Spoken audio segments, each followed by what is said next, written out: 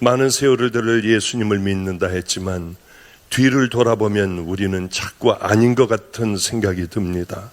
하나님 아버지요, 오늘 내가 어떻게 해야 될 건가를 분명히 깨닫고 이제 일어나 주님 나라를 향하여 걸어가는 가장 아름다운 예배가 되게 하여 주시옵소서. 축복하옵고 예수님 이름으로 기도드렸습니다. 아멘. 벤자민 목사가 그 멤버십 아주 잘 광고를 엄청나게 잘 안 하네요. 저도 마음에 무슨 생각을 했느냐 하면은, 그러면 나도 저거 꼭 여기서는 할 수 없지만 갖고 가서 우리 교인들에게 좀 해야 되겠다. 그런데 벤자민 목사가 하는 걸 따로 할 수는 없으니까 이름을 뭐라고 바꿔야 할까? 쉰 멤버라고 할까? 아니면 멤버 배라고 해야 할까? 뭐 별의별 생각을 다 하면서 지금 앉아 있었는데, 저도 반드시 가서 한번 읽어보고 저걸 꼭 한번 배워서 우리 성도들이 삶으로 살아가는, 순종으로 살아가는 그 삶을 가르쳐야겠다 하는 생각이 들었습니다. 제가 사랑과 진리교회와 인연을 맺은 게 얼마나 됐을까 생각을 해보니까, 제가 55쯤에 아마 사랑과 진리교회 집회를 처음 왔던 것 같아요. 한 55쯤일 겁니다. 55세요. 그런데 여기 와서 바로 이번 주 전주에 제 생일을 맞았어요. 아무것도 하지 말아라. 그럼 나 나가버린다. 그저 케이크도 갖다 놓지 말고 선물도 갖다 놓지 말고 그냥 조용하게 집안 식구끼리 그저 밥 먹는 거 그거 외에 다른 거 하면은 여기 다시는 안 오겠다 해가지고 그렇게 하기로 하고 제가 왔고요. 정말 그렇게 지나갔습니다. 몇 번째 생일이냐면 70번째 생일이었어요. 이제 진짜 할아버지가 다 됐더군요. 이거 뭐 정말 다 늙어가지고 여기가 훤하네요. 그냥 벌써 70이 된 거예요. 제가 이게 바로 엊그제 같은데, 그런 생각을 하면은 정말 바쁘구나. 앞으로 15년이 또 흐른다면 내 인생은 과연 어디쯤 어떻게 가고 있을까? 주님 품에 안겨 있을까? 하는 생각을 했습니다. 제 생일 때 하도 제가 도망을 다니니까 왜 그랬는 줄 아세요? 왜 생일을 자꾸 피하고 한갑 때에도 중국의 저 오지를 돌아다니며 그렇게 생일 때로 딱 골라 외국 집회를 가고, 케냐에 또 사막 지역에 가서 거기서 그 사모님이 빈대떡 같은 걸 해주며 찬양을 불러주는 그 찬양으로 생일을 맞고 빗물을 받아 먹고, 왜 그렇게 돌아다녔냐면 예전에 제가 그렇게 힘들게 안성에서 목회를 하고 있을 때였습니다. 이 9월 15일이 제 생일이니까 한 10월 한 15일 한 달 이상이 지나갔습니다. 어느 날 문득 기도하는데 가만히 있어봐. 나도 생일이 있잖아. 내 생일이 있는데 생일은 내가 뭐하고 지냈을까 생각을 해보니까 제 생일 때 아마 매맞지 않았으면은, 굶지 않았으면은 속상해 하나님 앞에 산에 가서 울며 기도했을 것 같더라고요. 늘 나가 전도했고 그랬을 거야 하는데 갑자기 제 마음이 슬퍼지기 시작했습니다. 그런데 그때 제 마음에 주님께서 이런 음성을 들려주시는 것 같았어요.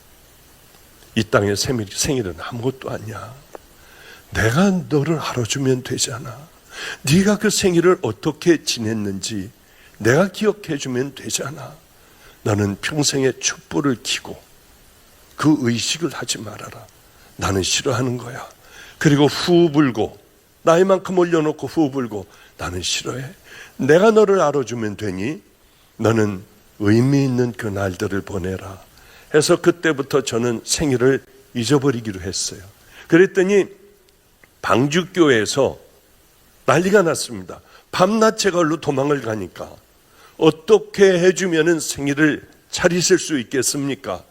그래서 우리는 그때 많은 노숙자들을 일주일 내내 밥을 주었어요. 교회는 냄새 투성이이고 흘리고 버린 것들이고 뭐 사람들은 얼마나 싫어하는지요. 그 중에 어떤 교인들은 와서 예배를 드리는데 냄새가 나서 도로 나가버리고 다른 교회로 가버리고. 괜찮다. 끝까지 내가 하던 안성에서 그렇게 살아오던 그 삶을 여기서도 살아야 한다. 그렇지 않으면 내가 나가겠다. 어쨌든 그래가며 제 생일에 어떻게 하면 그럼 머물러 우리와 함께 식사를 할 수가 있겠습니까? 그래서 제가 그런 얘기를 했죠. 노숙하는 사람들과 함께 앉아서 밥을 먹게 해달라. 그러면 내가 생일 때는 머물러 있겠다. 그렇게 해서 제가 제 생일을 처음으로 교인들과 함께 노숙하는 사람들과 함께 생일을 보내게 됐어요. 마가의 다락방에서 열심히 오전 집회를 하고, 목사님 오늘 생신이니까 가셔야 합니다. 약속한 날입니다. 그래 그 생일 파티하는 교회의 홀로 들어갔을 때 눈물이 났어요. 제가 딱 들어가자마자 노숙하는 사람들은 성가대처럼 서 있었고요.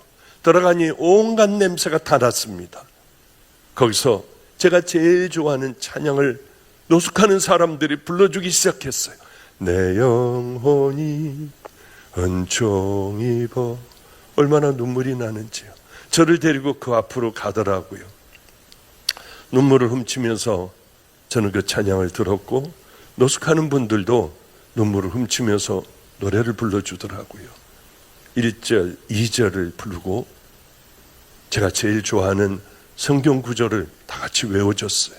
하나님이 세상을 이처럼 사랑하사 독생자를 주셨으니 이는 저를 믿는 자마다 멸망치 않고 영생을 얻게 하려 함이라 하고 3절을 이분들이 다시 불러주는데 다 감동을 받았어요. 그 냄새는 어디로 가버렸는지요. 그리고 우리는 갈비탕을 먹고 그리고 행복한 제 생일을 그렇게 보냈던 기억이 납니다. 그래요. 저는 그렇게 생각을 해요. 벌써 LTC와 인연을 맺은 게 15년이라는 세월이 흘렀구나. 저는 LTC 성도들에게 가장 부러운 게 하나가 있습니다. 얼마나 귀한 말씀으로 잘 양육을 받았을까. 때로는 오목사의 설교를 이렇게 들어보며 정말 LTC 교회의 성도들은 행복한 사람들이다. 이 귀한 말씀을 들을 수 있으니. 그러나 이 말씀을 100번 들으면 뭐합니까? 아무리 귀한 말씀을 늘 들으면 뭐합니까?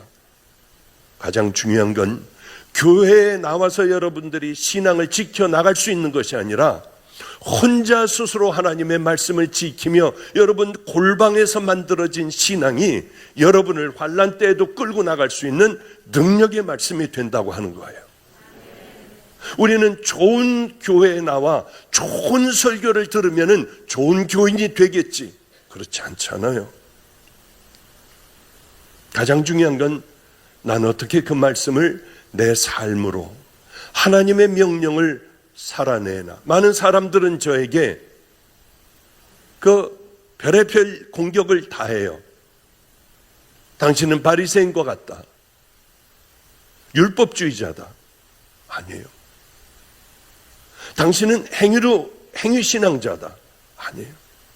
저는 순종신앙자예요. 말씀신앙자예요. 제가 언제 율법을 지키자고 했나요? 제 얘기를 들으라고 했나요? 구원받았으면 하나님의 말씀대로 한 가지 한 가지 순종하며 그 당연히 걸어가야 할 그 길을 걷자고 하는 거예요. 믿기 전에, 구원받기 전에 이 길 가던 이 길을 구원받은 후에도 계속해서 이 길을 가자고 하는 것이 아니라 구원받았으면은 주님께서 말씀하신 좁은 길을 향해 걸어가야만 우리는 성도 아니겠느냐, 이런 얘기를 해요. 참 재밌는 얘기 한번 해드릴게요. 한 번은 아이들이 이제 깡패, 교도소에서 나온 애들, 알코올 중독자, 얘네들이 보통 험한 게 아니에요. 그냥 뭐 밤낮 싸움으로 온통 상처투성이로 뭐 이런 애들입니다. 이 아이들은 소원은 깡패가 되는 거예요. 안성의 물결파의 행동 대장이 되는 거예요. 중고등학생 애들이요. 그런데 얘네들을 다스리려면은 저도 힘이 있어야 하지 않습니까? 하나님, 제게 힘을 주세요. 쟤네들에게 가장 위대한 사람은 힘이 센 사람. 그래서 저는 매일 팔굽혀펴기를 하기 시작을 했어요. 하나님, 저놈들 누구든지 다 내가 팔굽혀펴기만큼은 이 가느다란 손이 쟤네들을 제압하게 해주세요. 매일 했는데 10번을 하니까 그 다음에 막 몸이 쑤셔서 못 견디겠더라고요. 뭘 먹어야죠. 먹지도 못하죠. 잠도 제대로 못 자죠. 늘 스트레스 가득해서 살아가죠. 몸은 아프죠. 그러나 제가 팔굽혀펴기를 몇 번까지 한 줄 아십니까? 쉬지 않고 빨리 하면 한 80번을 했어요. 그렇게까지 만들었어요. 먹을 것이 없으면서도요. 그리고 덤벨이라고 하는 게 있습니다. 엿기같이 생긴 작은 건데 그걸로 얼마나 몸을 만들었는지요. 드디어 제가 가장 강하다는 아이와 함께 팔씨름 시합을 하게 됐습니다. 용칠이 한 방이라는 애요. 개 주먹에 한 방만 맞으면 누구나 다 떨어져 나가요. 얘네들 이 가정 전부도 말도 안 되는 깡패의 가정인데 구원을 다 받았어요. 그 며느리도 여기 결심하고 여기다가 잉크로다가요. 뭐 하여튼 재밌습니다. 여름 되면은 아버지는 여기 용문이가 있고요. 뭐 하여튼 그런 집안이에요. 그런데 이놈을 데려와라 해서 이놈과의 첫 대면이 저에게 시작이 됐습니다. 내가 너를 오라고 한 건 네가 그렇게 펀치가 세다고 하고 많은 아이들이 네 밑에 있으니까 나하고 한번 팔씨름을 해보자. 아, 목사님, 목사가 무슨 팔씨름이에요. 한 번만 해보자. 많은 아이들이 모여 있었습니다. 그래서 의자를 다 뒤집어 놓고 돌려놓고 얘하고 팔씨름을 하게 됐어요. 엄청나게 제가 많은 훈련을 했으니까 비등비등했지만은 주님께서 이놈을 제게 이기게 해주셨어요. 그때서부터 다들 제가 힘이 엄청 세고 그렇다고 하니까 용칠이가 분했던 모양입니다. 저를 데리고 중국집 주방장하고 한번 해보래요. 안성에서 이 사람이 제일 세다는 거예요. 전 기도를 얼마나 많이 했겠습니까? 그래서 중국집으로 들어갔어요. 갔더니 애들도 이미 오토바이로 이제 음식 배달하는 애서부터 저희가 데리고 있는 애들서부터 막 거기에 굉장히 많이 왔어요. 중국집 주방장은 앞치마를 벗고 꾀질꾀질한데 등치가 이만해요. 시험도 안 꺾어가지고 덥수룩하고요. 그런 분이 나와 술을 먹었는지 술 냄새가 풍기는데 아니 왜 목사님이 왜 저거 발심을 합니까? 그래서 그 사정이 있습니다. 그 팔씨름은 한 번만 해주세요. 중국 식탁 위에 여러 아이들이 둘러보는 가운데 저는 운명의 팔씨름을 하게 됐어요. 제가 믿는 거는 주님밖에 없었어요. 주님, 이기게 해주셔야 이 아이들을 다스릴 수가 있어요. 밤낮 애들에게 매맞고 도둑질하고 해도 제가 하는 거는 니네들이 나를 때려라고 매맞고 그저 한 100여 대씩 맞아요. 한 번 맞으면요. 그런 일들을 이렇게 해가고 있는데 이제 이것만 이기면은 좀 편안하게 애들을 잘 제압하고 살아갈 수가 있어요. 그래 애들이 딱 만지며 시작 하는데 딱 만지는 동시에 졌다. 이 사람이 꽉 잡으니까 제가 발이 부서질 것 같이 아프더라고요. 이건 진 거야 하는데 주여 어떻게 해요? 하고 바들바들하고 힘으로 있는 힘을 다 하다가 안 되더라고요. 딱 잡고 있으니까요. 이 사람은 더 이상 힘을 안 주고 있어. 그걸 느꼈어요. 있는 힘을 다해서 하는데 안 넘어가는 거야. 여기서 안 넘어가요. 움직이질 않아. 애들은 와 비슷하다 하는데 저는 아니야. 이 사람이 엄청 강해. 그래가지고 힘을 주고 하는데 이 사람이요. 쫙 하는데 이 사람이 점점 힘을 잃어가는 거예요. 그게 마지막에 탁 제가 이기게 됐어요. 애들은 뒤집어지고 시온성 하고 난리가 났어요. 저는 알았어요. 주방장 아저씨가 저줬다는 걸 왜 모르겠습니까? 얼마나 제가 충격을 받았는지 몰라요. 지저분하기가 짝이 없는 아저씨요. 면도도 제대로 안 하고 이빨도 제대로 안 닦는 아저씨. 저주 주더라고요. 이 많은 애들이 보고 있고 안성에서 그래도 난다긴다 하는 이 싸움하는 놈들이 얘네들이 보고 있는데 거기서 저주더라고요. 이 아저씨는 누구나 다 이 아저씨는 1등이라고 다들 깡패 애들도 다 알고 있었어요. 중국집 주방장은 지금도 제 스승이 돼 있어요. 예수 믿는 사람 아니에요. 때로는 저도 주방장 흉내를 가끔가다 내요. 여러 사람들과의 관계 속에서 때로는 그 스승의 흉내를 저도 내요. 예수 믿지 않는 사람도 목사에게 이렇게 평생의 기억이 남을 그런 삶을 살아가요. 우리는 어떠냐고 하는 거죠. 조금만 억울해봐야 난리들이 나잖아요. 조금만 내가 이게 좀 불이익을 당한다고 하면 난리 법석들이 나잖아요. 교회 하나가 뒤집어지고 또 나뉘어지고 나뉜 데서 또 나눠지고 좋은 교회들이 그렇게 반으로 갈라지기도 하고 별 일들이 다 일어나지 않습니까? 대한민국에는 한때 1200만 명이 넘는 크리스찬들이 있었습니다. 1200만 명이요. 오늘 본문 안 읽었지? 자, 지금 본문을 읽으면 머리에 콱 들어오게 될 거예요. 제가 무슨 얘기를 할 건가? 이제 부흥 강사를 20여 년 하니까 구렁이가 다 됐어요. 사실 잊어버리고 못했어요.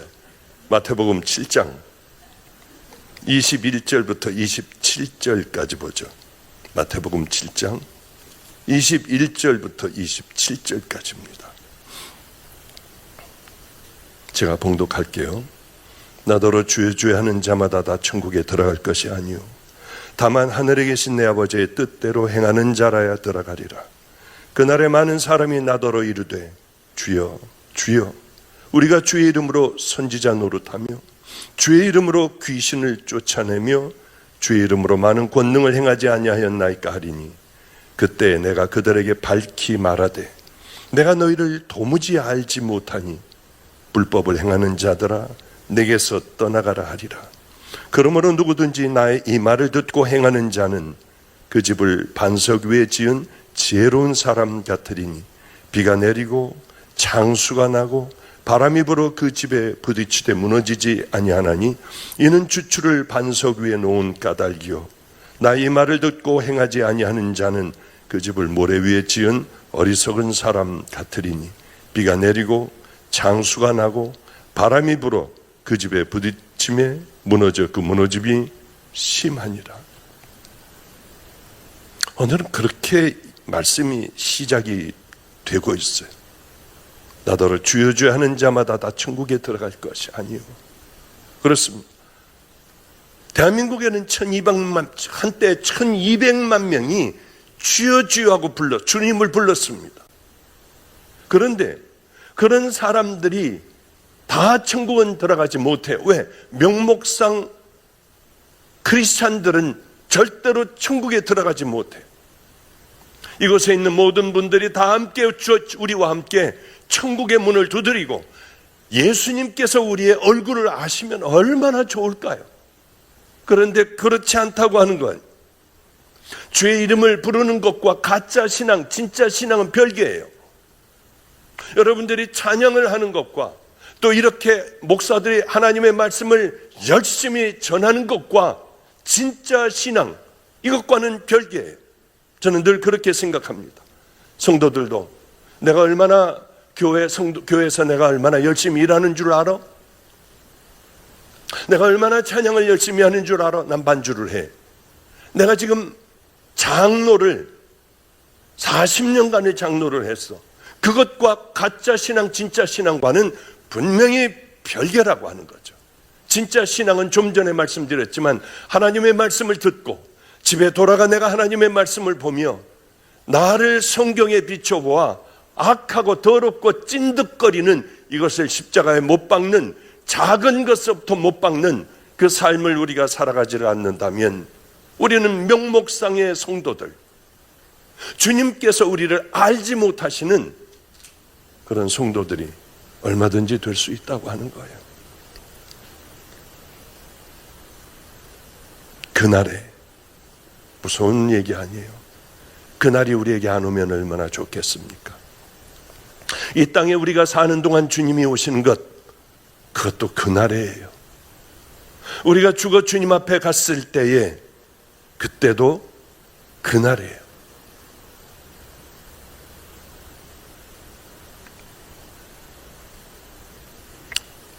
우리 교회에서는, 목사는 여러분의 신앙을 평가하지를 못해요. 주님만이 아시죠. 왜? 여러분의 삶을, 뒤에서 사는 삶을 모르니까. 껄렁껄렁거리는 사람도 주님께서 내가 너를 알아 하실 수도 있고, 열심히 나와 찬양하고 기도하고 열심히 그렇게 살아가도 내가 너를 도무지 알지 못해. 얼마든지 그러실 수 있다고 하는 거예요. 이런 얘기하면은 좀 마음이 많이 아파요. 저희 교회에 한번 얘기했을 거예요.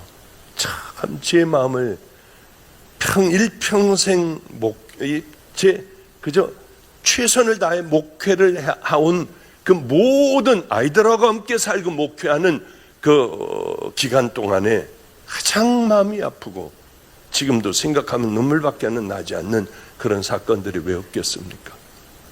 이분은 주일 예배 항상 자기 자리에 앉아요. 빠져본 적이 없어요. 또 수요 예배 항상 그 자리예요. 우린 목요 철야 금요 철야 2번을 합니다. 항상 기도원에서 그 자리 외에는 안 앉아요. 직분도 꽤 높아요. 다들 천국 간다면 저분이 갈 거야. 그분은 두 손을 들고 그렇게 은혜롭게 찬양을 하고 때로는 눈물을 주르르 흘리고 찬양도 해요. 다들 가장 귀한 분 이렇게 알았는데요, 여기서 얘기할 수 없는 어느 죄가 드러났어요. 절대로 져서는 안 되는 그 죄가 드러났어요. 저만 알았어요. 불러다 놓고 제가 얘기를 했습니다.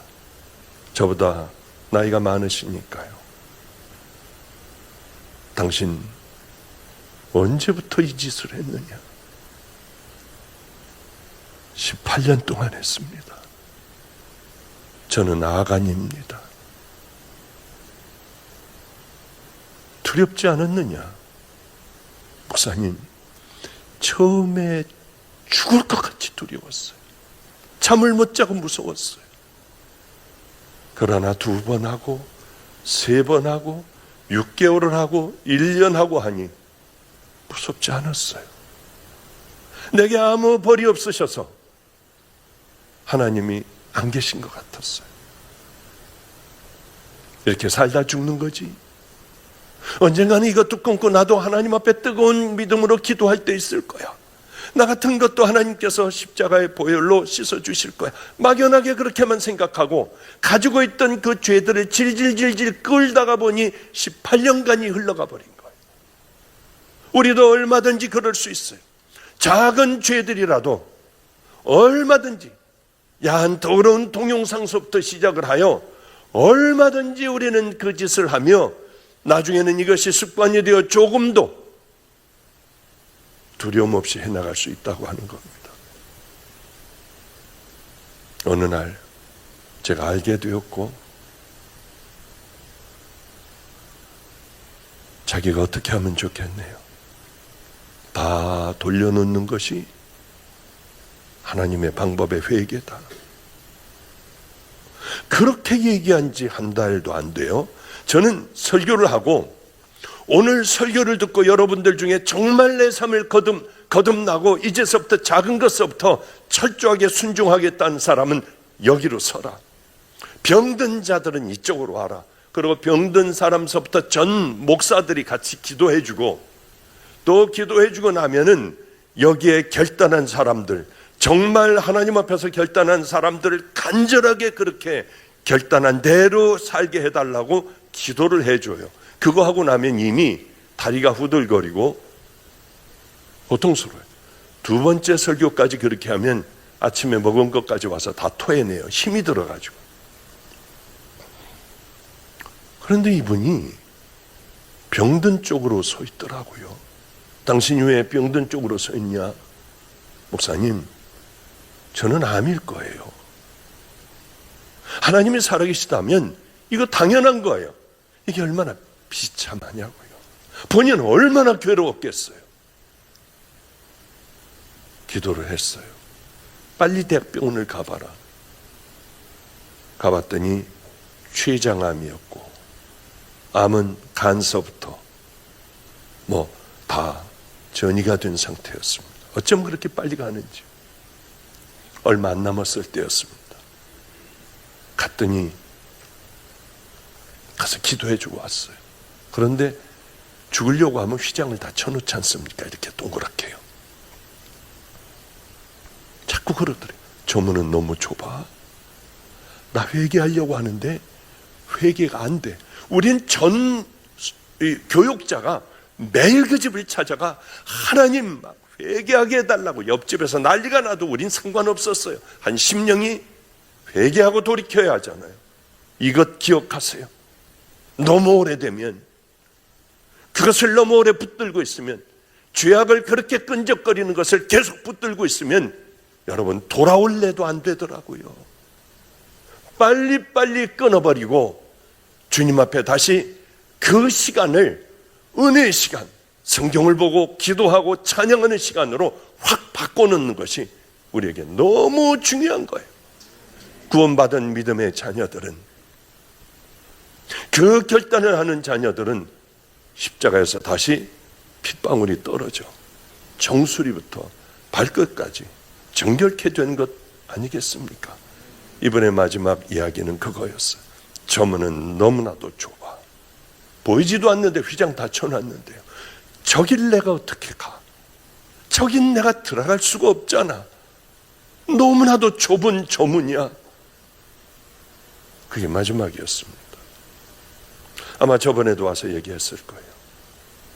이렇게 되면 목사는 목회를 그만둘 정도로 힘들고 괴롭게 돼요. 그것은 아주 작은 차이입니다. 그래, 내가 이제 이렇게 살아가서는 안 돼 하고 돌이켰으면은, 그리고 주님 앞에 엎드렸으면은 아무 문제가 없어요.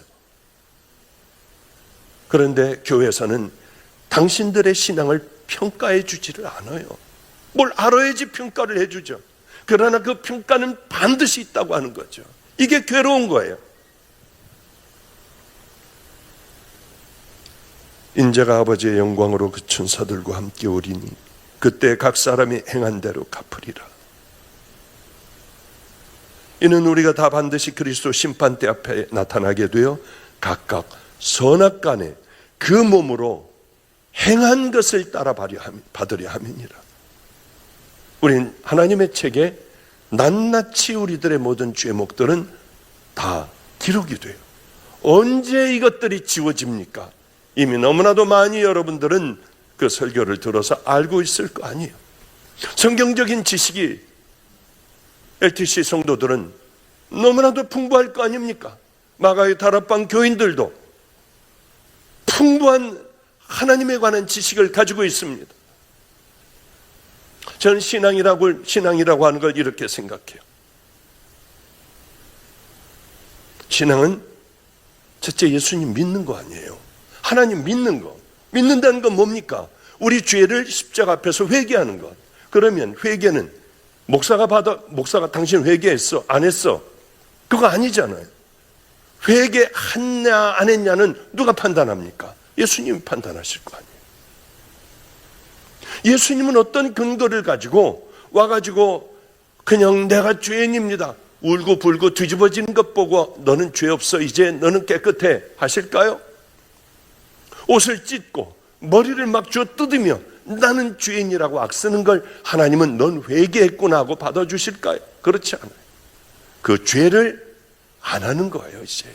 이제는 안 하는 것뿐만이 아니라 우리가 진정한 성도가 되려면 그 길을 향하여 걸어가야 한다는 겁니다. 그 길은 주님께서 말씀하신 길, 그분 가신 길을 안 되지만은 인간이 어떻게 그렇게 완벽하게 갑니까? 가다 넘어지면은 또 일어나 가고, 넘어지면은 또 일어나 가고 하는 게 우리들이 가야 할 당연한 길이라고 하는 거예요.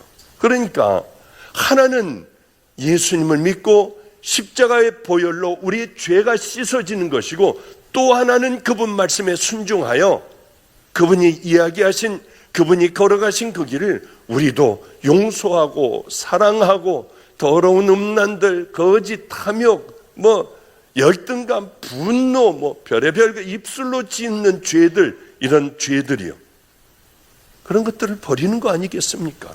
그것뿐만이 아니라 죄를 안 지는 것뿐만이 아니라 하나님께서 기뻐하신다면 기뻐하시는 그 일들을 행하면서 살아가는 것, 이게 저는 성도의 생애라고 봅니다. 성경 한번 요약해 봐요. 하나님 믿고 하나님께서 우리에게 요구하시는, 또 그 요구에 대한 우리들이 순종해서 걸어가는 길이다. 성경 전체는 그 이야기라고 저는 생각이 듭니다. 저희 교회에 한 번은 설교를 하고 내려왔는데 어떤 사람이 이렇게 부어가지고 왔더라고요.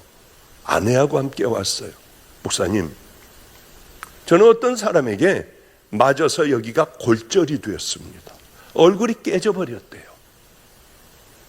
아무 죄도 없는데 와가지고 술 먹은 놈이 그렇게 패대는 거예요. 억울해서 미쳐버리겠대요. 이거를 고소를 하고 다 해버렸대요. 목사님, 저는 믿음도 없습니다. 교회도 저는 부인 따라서 가끔가다 나왔어요. 그런데 이 사람을 용서를 해야 된다고요? 이것도 치료비도 다 제가 해야 되고요? 그냥 풀어줘야 됩니까? 그래서 제가 그랬어요. 나는 목사이니 성경에 있는 얘기만 하겠다. 당신이 용서하면 하나님께서 기뻐하실 거다.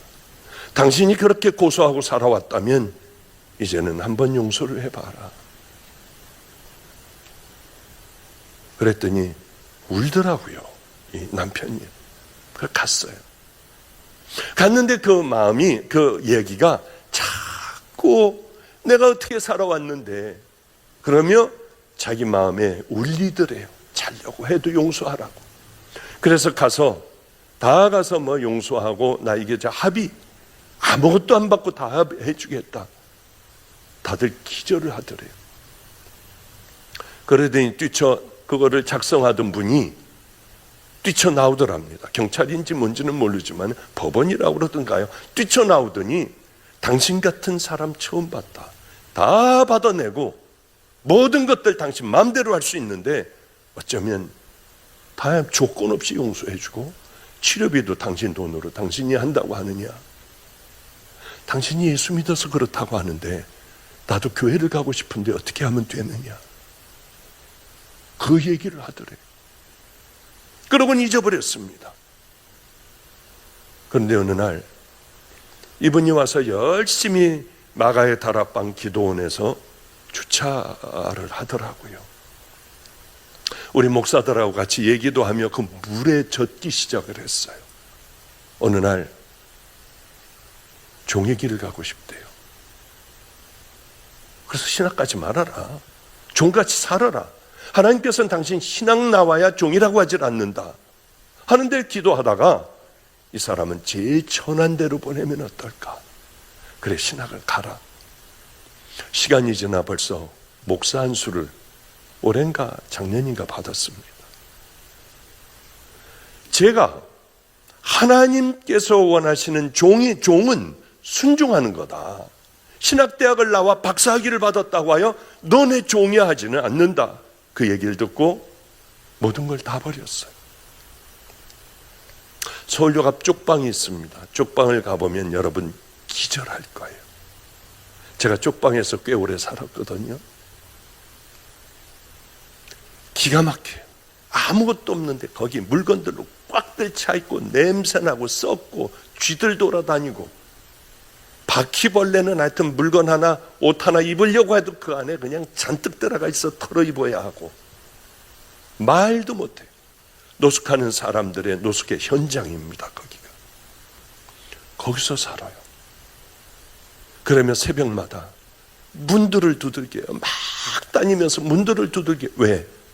두들겨도 소리가 없으면 그날 노숙자는 죽은 거예요. 그러면 들것에 실려 나가요. 그러니까 그게 안타까워. 저녁 때 함께 예배드린 노숙하는 사람이 또 병들어 누워서 움직일 수 없는 사람을 간절히 기도해주고 와서 잠을 못 자고 새벽이 되면 뛰어다니며 그 문을 두들기는 사람이 됐어요. 애타는 마음. 어쩌면 그런 목사가 됐는지. 그래 제가 조그만 집을 하나 렌트를 해서 거기서 노숙하는 사람들 다 씻기고, 우리 다비다의 집과 같이, 그래 그 사람들을 잘 한번 섬겨봐라. 절대로 싫대요. 그게 뭐가 필요해요? 이 사람들과 함께 살며 꽤 많은 사람들을 함께 섬기고, 없는 사람은 죽을 먹이고요. 병이 있어요.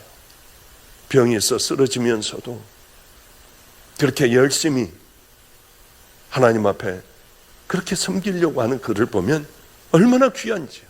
이 사람이 지금은 행복해서 어쩔 줄 몰라 합니다. 그 전에는 집에서 목을 맸어요.